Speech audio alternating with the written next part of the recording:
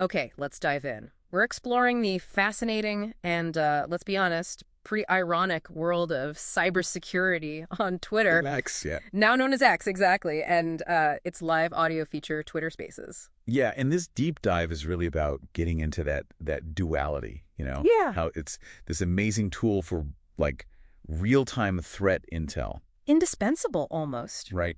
But at the same time, it's a high-risk place. Lots of security flaws baked right in. So our mission today is basically to give you a shortcut, right, to understanding this kind of complex digital front line. We've got some surprising facts, some crucial insights for you. You should definitely walk away feeling much better informed about what's happening there. It's critical stuff. Okay, so let's start with maybe the biggest shift. This idea that the golden age of like a single unified InfoSec Twitter Yeah.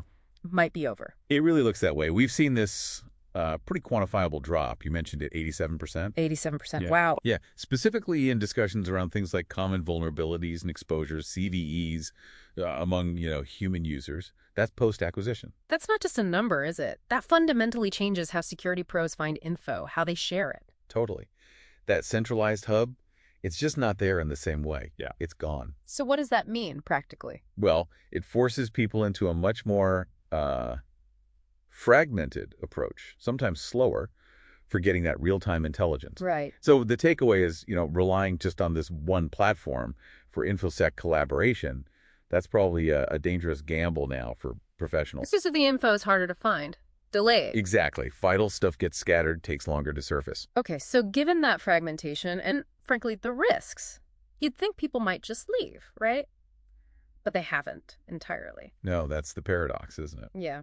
I mean, we know about the platform risks. There have been some big ones. Those God mode hacks. Yeah, giving people admin-level control they shouldn't have had. Right. And API vulnerabilities, those data breaches. What was it, over 200 million user records exposed? That's right. Huge breaches, and yet... And yet Twitter, or X, it's still this vital node somehow. So what is keeping it relevant, despite all these really glaring issues? It really comes down to what some people call the tweet advantage. It's fascinating, actually. The tweet advantage. It means it still gives these critical early warnings on major vulnerabilities, like think Log4j. Oh, yeah. That was massive. Sent the whole internet scrambling. Exactly. And not Petya, too, that destructive malware attack a few years back. Okay. In both those cases, you often saw chatter, real warnings, spreading on Twitter before the official disclosures were even out. So the community, just by being there watching, they can still beat the official channels sometimes. That's it. It's powerful. It's not just about speed, although that's part of it.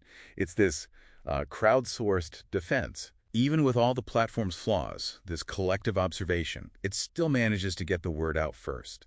It really highlights the power of distributed eyes and ears. Something traditional intel gathering just can't replicate in the same way. Precisely. It's a real testament to that engaged expert community, even if they are more spread out now, working around the platform's limit. Okay, and it's not just the text feed, right? We mentioned Twitter Spaces. Ah, yes. The live audio. Which can be great, live expert panels, mentorship things, like that Cyber Midnight Club. I've heard of that. Yeah, it's a well-known one. Great for informal discussions, sharing insights, mentoring. Sounds fantastic on the surface. But there's a but coming, I sense. What are the risks hiding in these, live chats? Well, this is where OPSC, operational security, becomes a really major concern. Okay, how so? Because even these live sessions, they're recorded by the platform. And they can keep those recordings for up to 90 days. 90 days. Wow, okay. Yeah. So think about it. Casual chats, you let your guard down. Yeah. Maybe accidental disclosures happen, slipping out information. Or worse. Or even unmasking people. It apparently happened with that Iranian-linked group, Cobalt Mirage. Reports suggest their identities were compromised, possibly through audio analysis from platforms like this. That's chilling, actually. Makes you think twice about just jumping on a live audio call. It absolutely should. Yeah. So, okay, pulling this all together, Mm-hmm. this whole deep dive, it really leads us to this kind of powerful and maybe unsettling paradox. It really does. And it raises a big question, I think, for everyone listening. For sure. Well, if a community that's literally built on security expertise, right?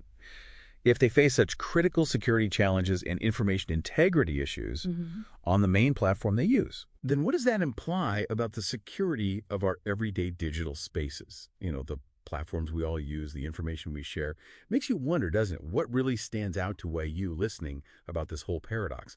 And maybe what steps might you think about taking in your own digital life knowing all this?